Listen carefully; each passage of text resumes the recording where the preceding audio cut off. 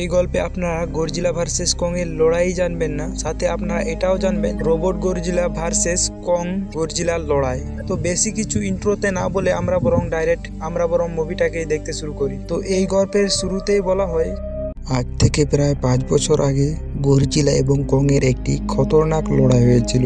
লড়াইয়ে গডজিলা কংকে হারিয়ে সমুদ্রের অনেক গভীরে চলে যায়, আর তখন থেকেই গডজিলার কোনো খোঁজ পাওয়া যায়নি, এমনকি তাকে কেউ চোখেও দেখেনি। তো এরপর আমাদেরকে 5 বছর পরের সিন দেখানো হয়। এখানে একটি আইল্যান্ডে কংকের বাড়ি ছিল, আর আমরা কংকে দেখে বুঝতে পারি আগে থেকে কং এর সাইজ একটু বড় হয়েছে। এরপর কং ঘুম থেকে উঠে এবং সে পানিতে এনজয় করে। ওখানে আমরা একটি ছোট্ট বাচ্চাকে দেখতে পাই। ওই বাচ্চাটি কংকে খুব পছন্দ করত এবং কংও ওই বাচ্চাটির সব কথা শুনতো। এবং এখানেও একটি টুইস্ট রয়েছে, কারণ ওই বাচ্চাটি না বলতে পারে না শুনতে পারে, বাট তবুও কং তার সব কথা বুঝতে পারে। এরপর কং একটি গাছ উপড়ায় এবং সেটাকে আকাশের দিকে ছুঁড়ে মারে।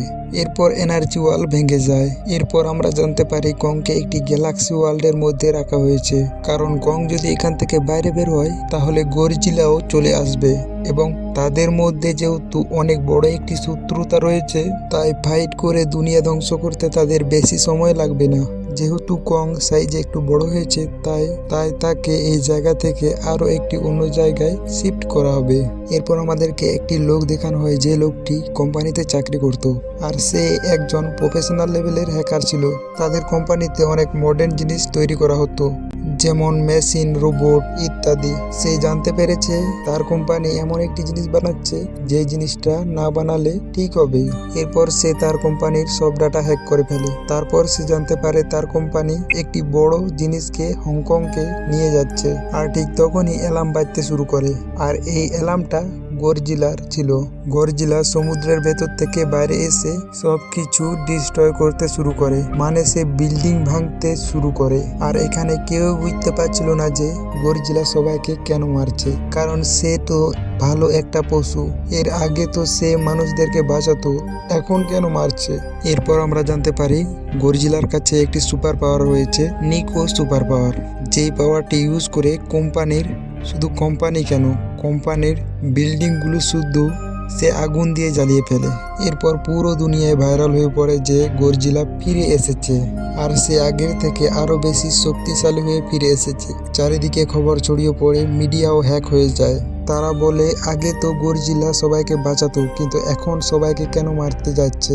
নিশ্চয়ই এর পেছনে কোনো রহস্য লুকিয়ে রয়েছে। এরপর কোম্পানির ওনার রেগে গিয়ে মিডিয়াদেরকে জবাব দেয় যে আমাদের কোম্পানি এমন একটি ডিভাইস বানাচ্ছে যেটা দিয়ে গডজিলাকে কায়দা করা যেতে পারে। এরপর আমাদেরকে একটি মেয়েকে দেখানো হয়, তার নাম হলো মেডিসিন। সে এই কথাটা বিশ্বাসই করতে চাইছিল না যে গডজিলা এই দুনিয়াতে এসে সব জিনিসগুলোকে ধ্বংস করছে, কারণ সে গডজিলাকে খুব ভালোভাবেই চিনতো। গডজিলা কখনোই এরকম কাজ করতে পারবে না। সে মনে করে এটা ফেক নিউজ বলা হচ্ছে। এরপর মেডিসিন তার বাবাকে বলে গরিলা কখনোই এরকম কাজ করতে পারবে না, কারণ তুমিও তো দেখেছো সে আগে কত মানুষদেরকে হেল্প করেছে। তখন মেডিসিনের বাবা মেডিসিনকে বোঝায় যে দেখো, এই ভয়ঙ্কর জন্তুগুলো মানুষের মতোই হয়, তাদের মুড এক থাকে না, যখন তখন চেঞ্জ হয়ে যেতে পারে। এবার দেখো গরিলা চেঞ্জ হয়ে গিয়েছে আর সে মানুষদেরকে মেরে ফেলছে। এটা শুনে মেডিসিন ওখান থেকে চলে যায়। এরপর মেডিসিন একটি হ্যাকারের অডিও শুনে।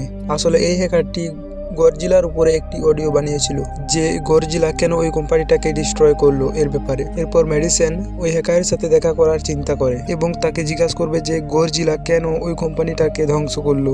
এরপর কোম্পানির ওনার সিনিয়র ডাক্তারের সাথে দেখা করে, তার নাম হলো ডক্টর নেথান। কোম্পানির ওনার ডক্টর নেথানকে বলে আপনার যে কনসেপ্টটা ছিল ওটা একদম ঠিক ছিল। আসলে ডক্টর নেথান একটি বই লিখেছিল। ওই বইয়ে লেখা ছিল মাটির নিচে একটি আর্থ গ্র্যাভিটি রয়েছে। ওই গ্র্যাভিটির নাম হচ্ছে হলো আর্থ। আমরা মানুষেরা যেমন পৃথিবীতে এনার্জি নিয়ে থাকি, আর এই বড় বড় জন্তুগুলো কং কিংবা গডজিলা এরা হলো আর্থ থেকে এনার্জি নিয়ে থাকে। আর হলো আর্থের ভেতরে যে এনার্জি সোর্সটা রয়েছে, তারা যদি সেটাকে খুঁজে বের করতে পারে তাহলে তারা গডজিলার সাথে মোকাবিলা করতে পারবে। এবার কথা হচ্ছে হলো আর্থে তারা যাবে কি করে, কারণ হলো আর্থে তো কোনো গ্র্যাভিটি থাকে না, আর সব জিনিস হাওয়ায় উঠতে থাকে। এরপর কোম্পানির ওনার ডক্টর নতনকে বলে আপনাকে এর ব্যাপারে চিন্তা করতে হবে না, কারণ আমরা এমন একটি গাড়ি বানিয়েছি যে গাড়ি দিয়ে হলো আর্থে যাওয়া পসিবল। তারা হলো আর্থে যাওয়ার সময় কংকেও সাথে নেয়, কারণ কং এরও তো ওখানেই বাড়ি, আর কং যদি পৃথিবীতে থাকে তাহলে গরজিলা আবারও পৃথিবীতে অ্যাটাক করতে পারে, আর বাকিটা তো আপনারা জানেনই কি হবে। এরপর তারা সবাই পুরো আর্মি নিয়ে হলো আর্থের দিকে রওনা দেয়, যেখানে কংকে একটি জাহাজের উপরে বাঁধা হয়েছিল। আর এতে ওই কং একটু বেশি রেগে যাচ্ছিল। আর্মির লিডার ওই মেয়েকে বলে, আমরা গরজিলার রাস্তা দিয়ে যাব না, আমরা অন্য রাস্তা দিয়ে যাব, যাতে গরজিলা জানতে না পারে, কারণ গরজিলা এবং কং এর 5 বছর আগে থেকে দুশ্মনী রয়েছে। তারা যদি একে অপরকে দেখে তাহলে আবারও তারা লড়াই করবে, এতে কোনো সন্দেহ নেই। এরপর মেডিসিন ওই হ্যাকারটির সাথে দেখা করতে গিয়েছে। হ্যাকার বলে কোম্পানি এমন একটি জিনিস বানাচ্ছে আর সেই জিনিসটাকে তারা হংকংকে শিফট করবে, আর এই জিনিসটাই গরজিলার পছন্দ হয় না। সে কোম্পানির উপরে আক্রমণ করে এবং কোম্পানি তাকেই উড়িয়ে দেয়। এরপর কং এর জাহাজের যে অ্যালার্মটা ছিল সেটা বাজতে শুরু করে। ওই ছোট বাচ্চাটি বলে যে গরজিলা আসছে, এবং এখানে ওই মেয়েটি বলে যেহেতু গরজিলা আসছে তাই আমাদেরকেও কংকে ছাড়তে হবে, তবেই তো সে আমাদেরকে বাঁচাবে। এরপর গরজিলা আসে এবং তাদের উপরে অ্যাটাক করে। সে প্রথমে একটি বোটকে ডিস্ট্রয় করে এবং তাদের দিকে তেড়ে আসছিল। এরপর কং দেখে গরজিলা তার দিকে এগিয়ে আসছে, তাই সে অনেক জোরে চিল্লানি দেয়, কিন্তু তার হাত পা তো শিকল দিয়ে বাঁধা রয়েছে। এরপর ওই আর্মিগুলো গরজিলার উপরে অনেক বড় বড় মিসাইল অ্যাটাক করে, কিন্তু এতে গরজিলার কিছুই হয় না। এরপর গরজিলা কং যেই জাহাজে বাঁধা ছিল সেইটাকে সে উল্টে ফেলে, আর কং শুদ্ধ সবগুলো মানুষ ডুবে যেতে শুরু করে। এরপর তারা কং এর শিকল খুলে দেয় যাতে সে তাদেরকে বাঁচাতে পারে। এরপর গরজিলা এবং কং আমনে সামনে আসে, যেখানে কং গরজিলাকে সমুদ্রের গভীরে ছুড়ে দেয়, আর সে তাদের জাহাজটাকেও সোজা করে যাতে মানুষেরা ওর উপরে উঠতে পারে। এরপর গরজিলা উঠে এবং একটি জাহাজের দিকে যাচ্ছিল, যে জাহাজে ওই ছোট বাচ্চাটি ছিল, কিন্তু কং এটা জানতে পারে, তাই সে তার আগেই ওই জাহাজে গিয়ে পৌঁছায়। আর এখানে কং গরজিলাকে একটি জোরে ঘুষি মারে। এরপর গরজিলা কংকে একটা ঘুষি মারে, কং নিচে পড়ে যায়। কং উঠে আবারও গরজিলাকে মারে এবং গরজিলা পানির নিচে চলে যায়। এখানে গরজিলা অনেক বেশি রেগে যায় এবং সে তার নিউকো পাওয়ার ইউজ করে। এটা দেখে কং তার জীবন বাঁচায়, ওই জাহাজ থেকে ঝাঁপ দেয়। আর গরজিলার এই নিউকো পাওয়ারটা সবাই দেখে অবাক হয়ে যায়। আর এখানে আমরা জানতে পারি গরজিলা কতটা বেশি পাওয়ারফুল। এরপর গরজিলা কংকে পানির নিচে চলে যায়, যেখানে জানতে পারি গরজিলা তো পানির নিচেও নিঃশ্বাস নিতে পারতো, কিন্তু কং নিতে পারতো না। তাই কংকে আমরা দেখি সে হেরে যাচ্ছিল। তখন ওই কোম্পানির লোকগুলো পানির নিচে অনেকগুলো মিসাইল ছেড়ে দেয়, যার কারণে ধামাকা হয় আর কং পানির উপরে চলে আসে। এরপর কোম্পানির লোক সব জাহাজের আলো এবং ইঞ্জিনগুলোকে অফ করে দেয়, যাতে গরজিলা মনে করে তারা হেরে গিয়েছে। এরপর গরজিলা এটা দেখে সে এখান থেকে চলে যায়। তাদের জাহাজ যদি এখান থেকে আগের দিকে যায় তাহলে গরিলা আবারও তাদের উপরে আক্রমণ করবে। তাহলে তারা হলো আর্থে কিভাবে যাবে? তারা হলো আর্থে যাওয়ার জন্য নতুন প্ল্যান বানায়।